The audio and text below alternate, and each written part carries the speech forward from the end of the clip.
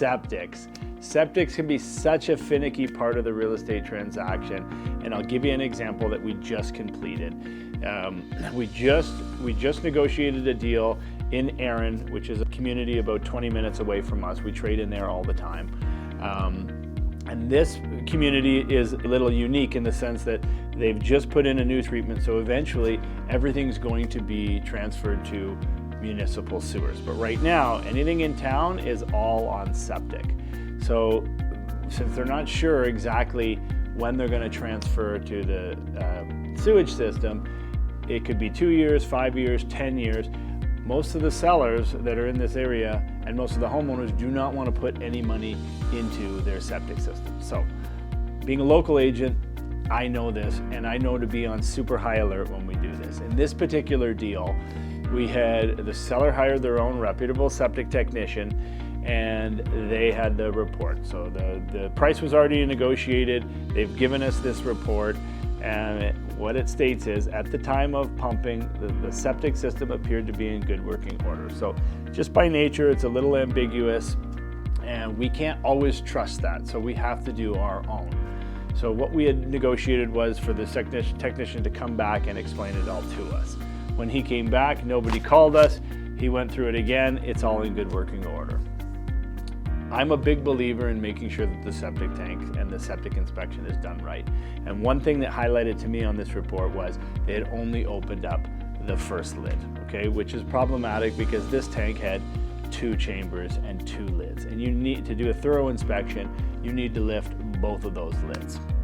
So what we did was we negotiated a bipartisan or separate contractor to come in and give us a second opinion on the tank. They needed to dig up the second lid, and they continued to pump the tank.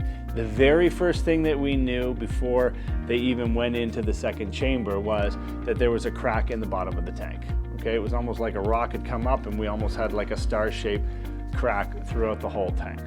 You cannot pass a septic tank if there's a crack in it, because then you have all the effluents and all the sewage water going straight into the ground without being distributed evenly. The second thing we noticed when we pulled the second chamber up was that we saw corrosion around the outtake baffle. So we had our intake baffle and our outtake baffle. When you have oxygen coming in and you have the methane gas from all the sewage, that will create corrosion on the concrete.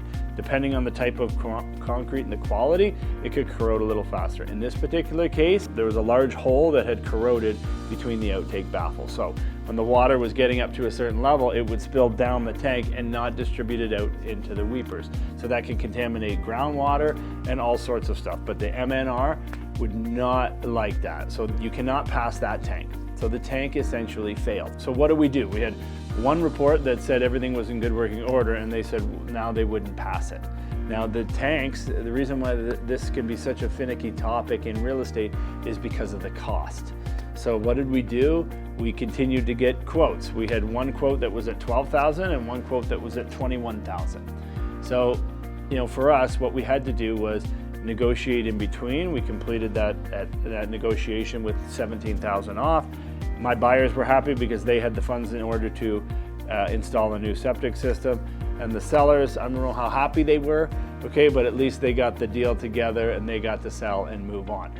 But the moral here is that if you're picking a real estate agent, you want somebody that knows the local area, but you also want somebody that's familiar with the septic systems.